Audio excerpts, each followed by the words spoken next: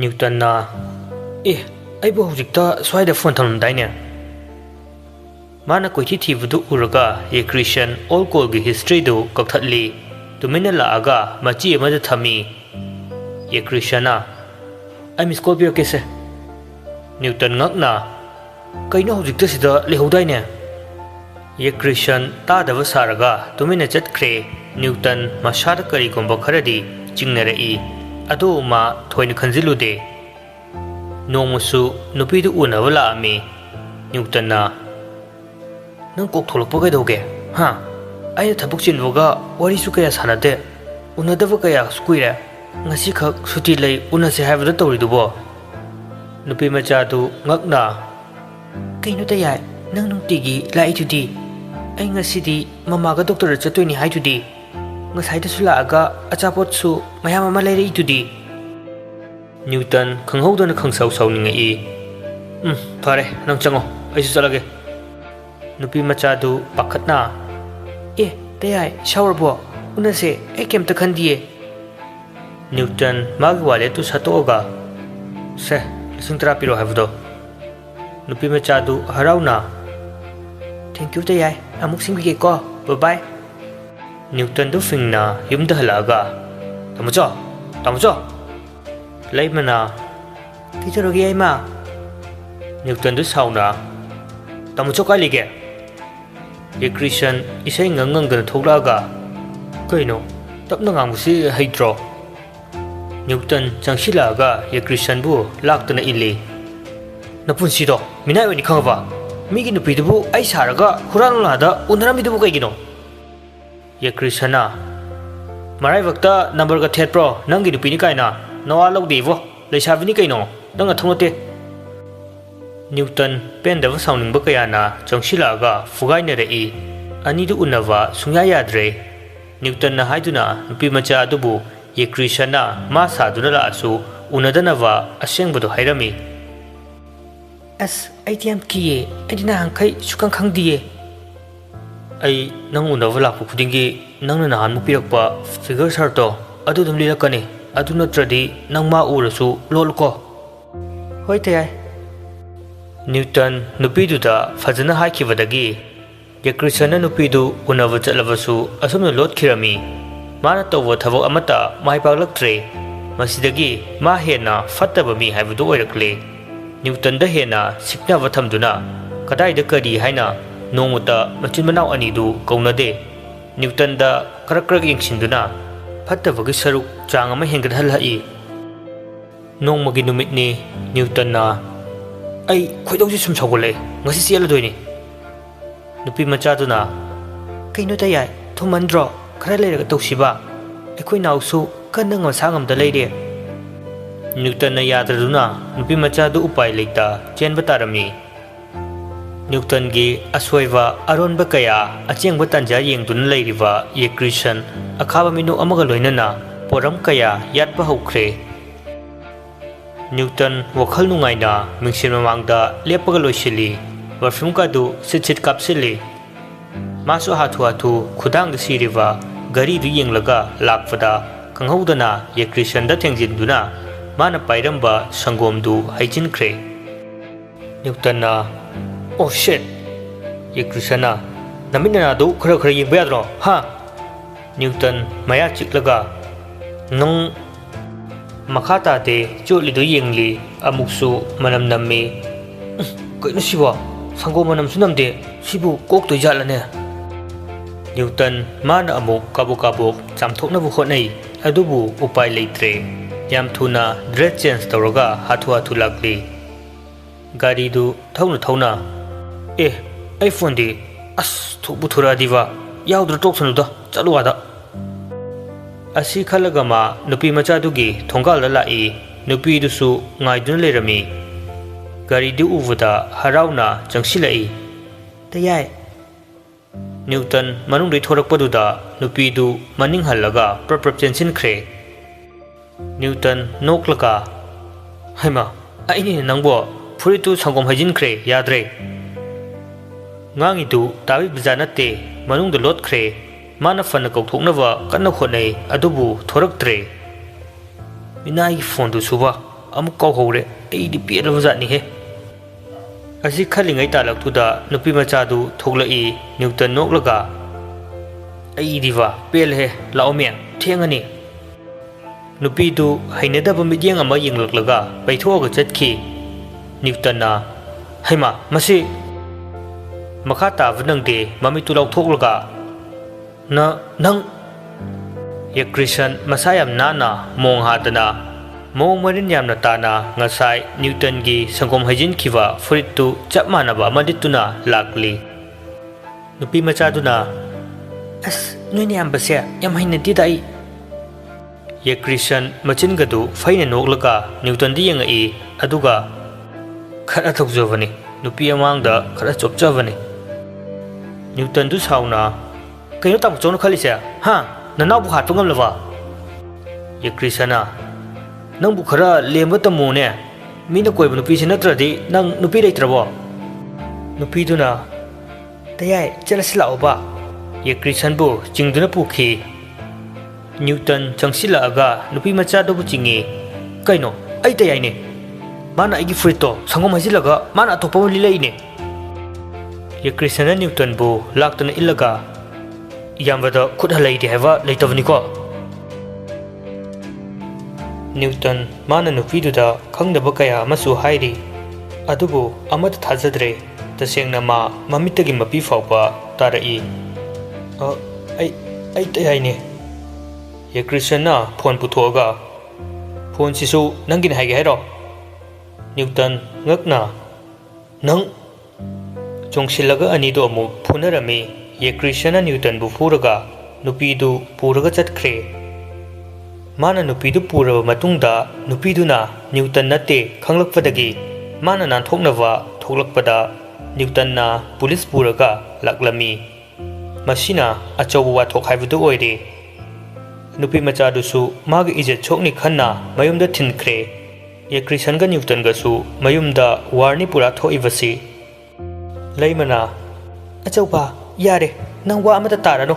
nang tawribadu chummi natraga lali haiba nasana kyan tadrise kaigino Newton mamai mamit kadu ikai kaina kaptuna lei achauna pharese ai hayemuk chatlaga hairoge Newton du momo nokcherei babunga khanghaudana konthongda gamgam thilakpadagi lirambu wari du loina kaiki James na Pictro Johnny na kana oirajana ne noite ai oirajala ye Christian do pakatna ibung macha thongchamta hangto Henry su thong du hangaga kedore tamucha ye Christian du mamit kadu yungloka kana noma kan kape am muksu noglaiye Henry na kashto roiwa ye Christian na ngamroi ai sido oina tumani masuka aduda punna tumlami James na nupido masa khangrona Henry na khangde da isu gyan ka tahaude yumdasu kaya leitaboga akhoi manasu yamna sawe nupido gi maram hangbada aduna ne masa khangdrise Johnny na yam luri ne dudia Henry na adune tayagi secret room ama leivane aduda lei haibane changhande koi Johnny na sikrabo nupido Henry na akhoi manadi naraga leirambani hojikti thiba khangdra haye yumsu hongkhre su hai mina su sikre su haine asumna numitu su haukhirami nongalavasu Newton gi isauda kanamata leiningdana yumdagi fatfat thoknakhi numidangni achauna kokse puba ngamdreda ai ngakta pothage Henry na kharaga yamna ngawradi fadawni ne achauna ai da kadai da nomal lai khrasira khangdreda kyan ga tadre ai Pitru achauda lummaga yengi aduga masibu aina thaina mamang mapoktaga koiramba chalane ukreda x ko ori chala sibo achaudu isaiga saktana changki thawai ki ma bema nungsi nongdam oibi Pitru mamita amuksu mami shami urakli kaka nangi isai se thamoi da pali ꯑꯁꯦꯡꯕ꯭ꯔꯣ ꯑꯩꯗꯤ ꯈꯪꯗꯦꯕꯨ ꯅꯪꯁꯦ ꯌꯥꯝ ꯅꯨꯡꯁꯤꯗ ꯄꯤꯛꯇ꯭ꯔꯨ ꯃꯀꯣꯛꯇꯨꯗ ꯑꯃꯨꯛ ꯃꯊꯟꯇ ꯊꯥꯖꯤꯟꯖꯩ ꯀꯩꯅꯣ ꯑꯩꯒꯤ ꯃꯤꯠꯁꯤꯅ ꯑꯃꯨꯛ ꯎꯔꯤ ꯃꯌꯥꯝꯁꯤꯕꯣ ꯑꯩ ꯅꯤꯡꯁꯤꯡꯕ ꯉꯝꯗ꯭ꯔꯦ ꯁꯣꯝꯗꯁꯨ ꯌꯦꯀ꯭ꯔꯤꯁꯟꯅ ꯑꯩꯒ ꯅꯣꯏ ꯇꯌꯥꯏꯒ ꯈꯠꯅꯕ ꯅꯣꯡꯉꯥꯜꯂꯒ ꯄꯥꯕꯨꯡꯅ ꯅꯨꯄꯤꯗꯣ ꯍꯥꯏꯕ ꯆꯠꯂꯦ ꯑꯗꯨꯒꯗꯤ ꯀꯩꯝꯇ ꯋꯥꯔꯣꯟꯒ ꯀꯩꯝ ꯍꯥꯏꯔꯛꯇꯦ ꯖꯦꯝꯁꯅ ꯃꯈꯥꯗꯤ ꯀꯃꯥꯏ ꯇꯧꯈ꯭ꯔꯒꯦ ꯌꯦꯀ꯭ꯔꯤꯁꯟ ꯃꯈꯥ ꯇꯥꯔꯛꯏ ꯁꯤꯗ ꯅꯠꯇꯦꯀꯣ ꯑꯗꯨꯒꯤ ꯃꯇꯨꯡꯗꯒꯤ ꯄꯥꯕꯨꯡꯁꯨ ꯑꯩꯈꯣꯏꯗꯒꯤ ꯍꯦꯟꯅ ꯅꯩꯈꯠꯂꯛꯇꯅ ꯗ꯭ꯔꯦꯁꯀꯁꯤꯅ ꯂꯣꯏꯕꯅꯤ ꯖꯣꯅꯤꯅ ꯇꯌꯥꯏꯒ ꯇꯣꯛꯅꯈ꯭ꯔꯕꯣ ꯑꯗꯨꯗꯤ ꯀꯥꯏꯗꯩ ꯇꯣꯛꯅꯕꯅꯣꯗ ꯅꯨꯄꯤꯗꯨꯅ ꯑꯩꯅ ꯍꯥꯏꯕꯁꯨ ꯌꯥꯁꯤꯜꯂꯛꯇꯅ ꯑꯩꯒꯁꯨ ꯐꯖꯅ ꯀꯣꯏꯅꯔꯦ ꯅꯨꯄꯤꯗꯨꯅ ꯁꯥꯊꯤꯕꯩ ꯆꯥꯡꯁꯦ ꯑꯩꯒ ꯗꯦꯠ ꯍꯜꯂꯛꯑꯒ ꯅꯣꯏ ꯇꯌꯥꯏꯒ ꯑꯃꯨꯛ ꯆꯠꯅꯤ ꯃꯥꯅ ꯇꯧꯔꯤꯁꯤꯕꯣꯕ ꯖꯦꯝꯁꯅ ꯐꯖꯩꯅꯦ ꯌꯦꯀ꯭ꯔꯤꯁꯟꯅ ꯁꯤꯗ ꯅꯠꯇꯦ ꯅꯥꯔꯣꯟꯗꯩ ꯑꯩꯈꯣꯏ ꯄꯥꯕꯨꯡꯁꯨ ꯌꯥꯎꯅ ꯀꯣꯏꯁꯤꯜꯂꯒ ꯂꯩꯔꯝꯃꯤꯅꯤꯅꯦ ꯖꯣꯅꯤꯗꯨ ꯅꯣꯛꯂꯒ ꯀꯩ ꯅꯨꯄꯤꯅꯣꯅꯦ ꯌꯦꯀ꯭ꯔꯤꯁꯟꯅ ꯑꯩꯈꯣꯏ ꯏꯃꯨꯡꯒꯤ ꯁꯦꯜ ꯄꯨꯝꯅꯃꯛ ꯆꯨꯞꯈ꯭ꯔꯕꯅꯦ ꯃꯥꯅ ꯏꯃꯥꯅ ꯆꯠꯂꯒꯁꯨ ꯐꯖꯅ ꯉꯥꯡꯕꯅꯦ ꯑꯗꯨꯕꯨ ꯎꯄꯥꯏ ꯂꯩꯇꯦ ꯅꯨꯄꯤꯗꯣ ꯍꯦꯟꯔꯤꯅ ꯄꯥꯕꯨꯡꯅ ꯆꯦꯟꯁꯤꯜꯂꯦ ꯍꯥꯏꯗꯥꯏꯅꯦ ꯑꯗꯩꯗꯤ ꯁꯂꯥꯛ ꯁꯥꯈꯤꯗꯅ ꯀꯦꯁꯀ ꯇꯧꯅꯗꯅ ꯂꯨꯄꯥ ꯂꯥꯛ 7ꯁꯨ ꯂꯧꯈ꯭ꯔꯦ ꯑꯗꯨꯒꯤ ꯃꯇꯨꯡꯗꯒꯤ ꯑꯩꯗꯤ ꯅꯨꯄꯤꯗꯣ ꯍꯩꯅꯗ꯭ꯔꯗꯨꯅ ꯁꯨꯝ ꯇꯣꯛꯊꯣꯛꯑꯦ ꯑꯗ ꯅꯪ ꯇꯌꯥꯏꯗꯤ ꯍꯨꯏꯅ ꯊꯤ ꯄꯥꯝꯕꯗꯧꯅ ꯀꯣꯏꯇꯥꯟ ꯇꯥꯟꯅꯩ ꯑꯗꯨꯕꯨ ꯅꯨꯄꯤꯗꯣ ꯅꯥꯏꯌꯦꯅ ꯇꯧꯕꯗꯒꯤ ꯖꯦꯝꯁꯅ ꯅꯨꯄꯤꯗꯣ ꯁꯤꯈ꯭ꯔꯕꯣ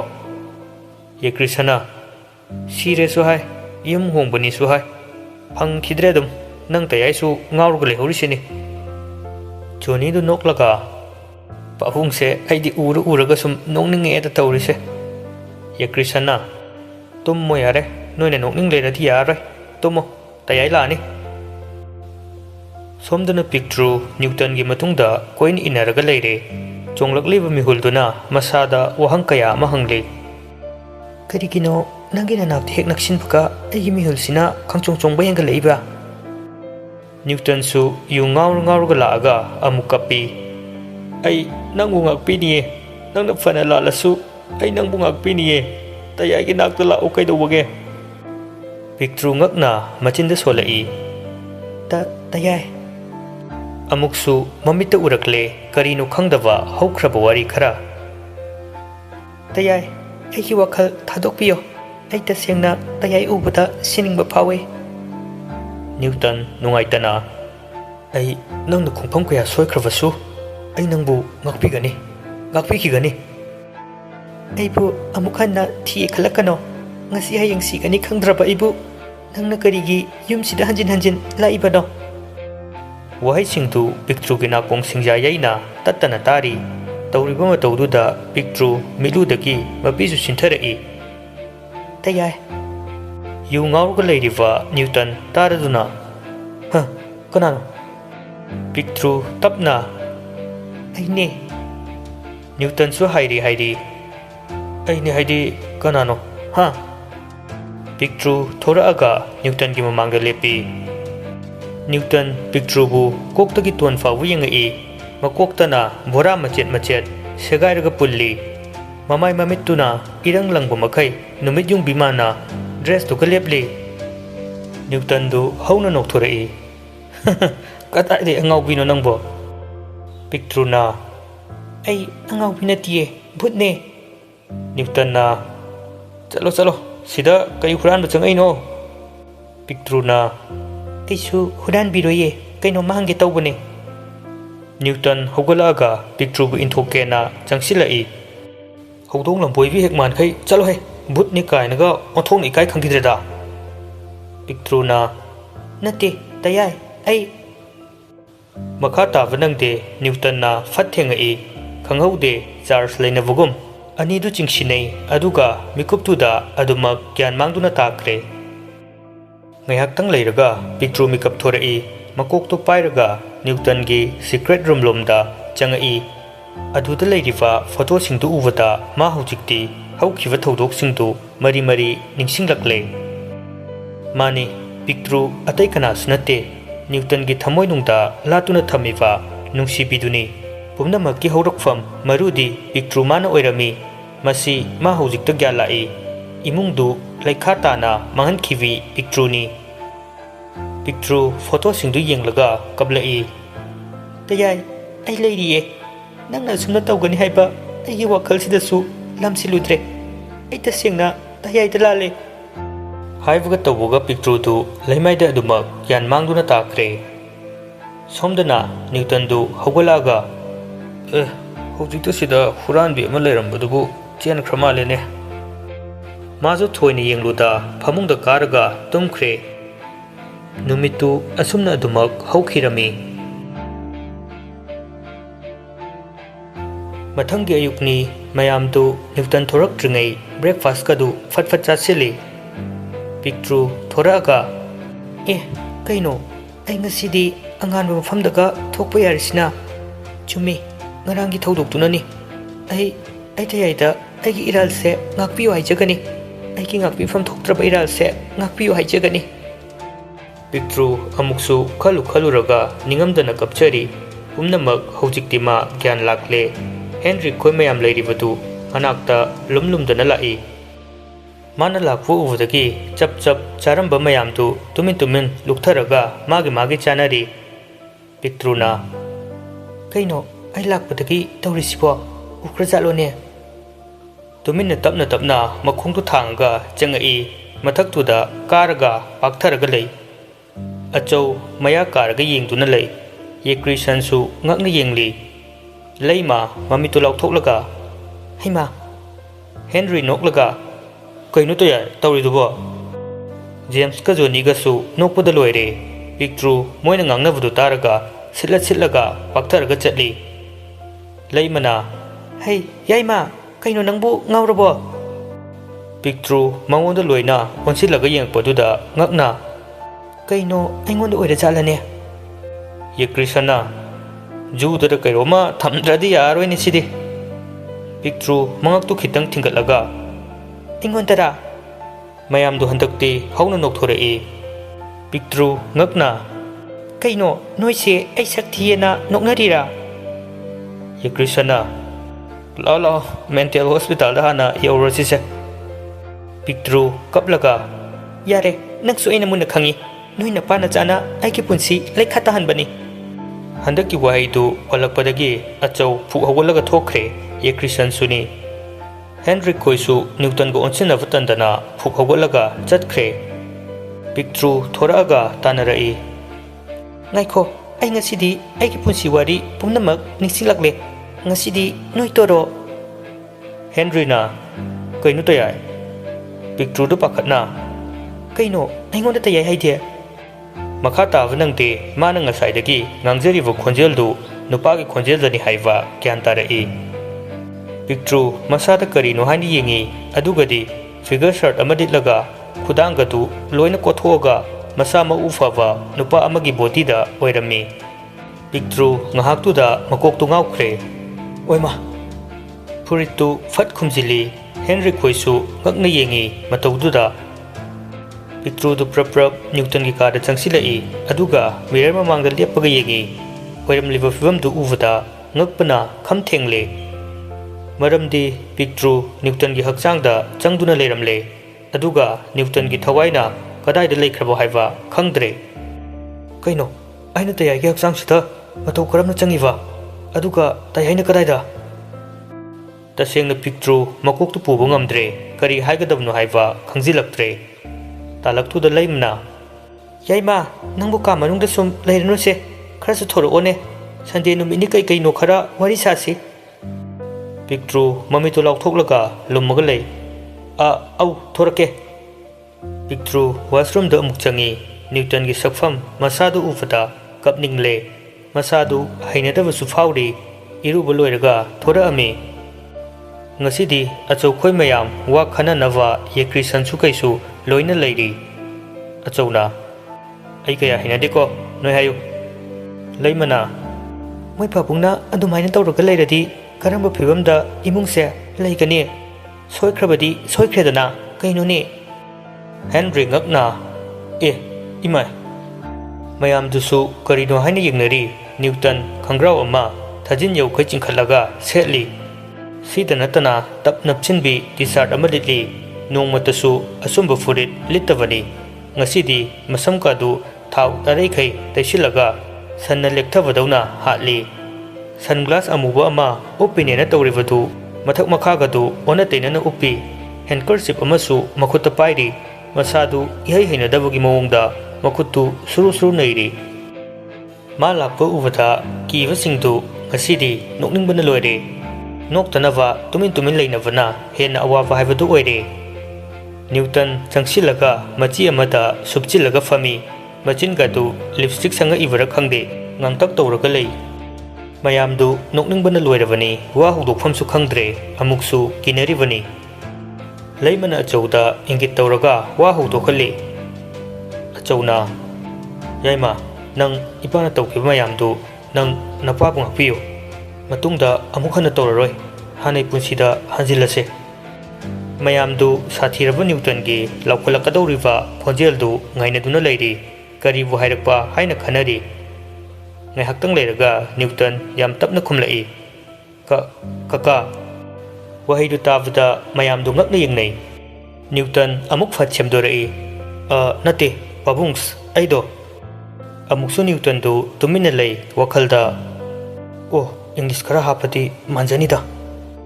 leimana hayo hayo nangi su apambatu gyan tana hayo Newton tapna oh I can understand mother Henry hoi joni khoidu ngakni yengnari Newton makha tarai tapna aige apambase my father is very bad Johnny na tapna chiron tawi noi te aisi makuk sa aba kainom tawre kaino ne James na aidi masak si uvada nokungwana sire Newton na makha tarai okay I am not angry leimana nangbu kemta sawaroidrane Newton na yes I angry tawroi pavungs na haiva loina illagani wahidu tabada achau harauna adunidana icha sidi tamochau dasu sawarn ko yekrishana yaima saunarugum siniko Newton mamitu faini yenga machinda soli masiki papi sinani pumnamak thokan krise achauna nanga noi tamochau ga noi ani yam thuna lohungna batawra siniko Newton ngakna ha lohongba leimana hoi noi hojik angang natre ngausinadana leiba matam natre Newton na okay ai lohongbo tuing ngasigi Newton na tawthoraiba ngangthoraiba mayamdu angakpa haibadu oire karino haiba gyan amata tanade adubu mayamdu asumna tawramnidi khaludavani Newton wakhan choiba haure yam thuna lohongbana farani haina khanarami asumna matamdi sumsum haujin khibana numidang osilakle somdana Newton magi thawaidu phamungdagi haujikta tumba hogalai bomsilaba malene tawrise kaino ne aibu gyan tadrene ayuk sida dum tumma leira malene Newton du gyan tada mamittu uiri tawraga chaksu lamana yadrene aibu ayuk ki chakka sadra chala numidang bu oirame mamittu nei nei dana thoglai aduga kitchen da changai khangaude pinglauna saugulai mayadu chiklaga nathibong singdu mi horaga chawa thakpa yadabro ha si hairaga changsilaga chakka du munlaga loina chakhairami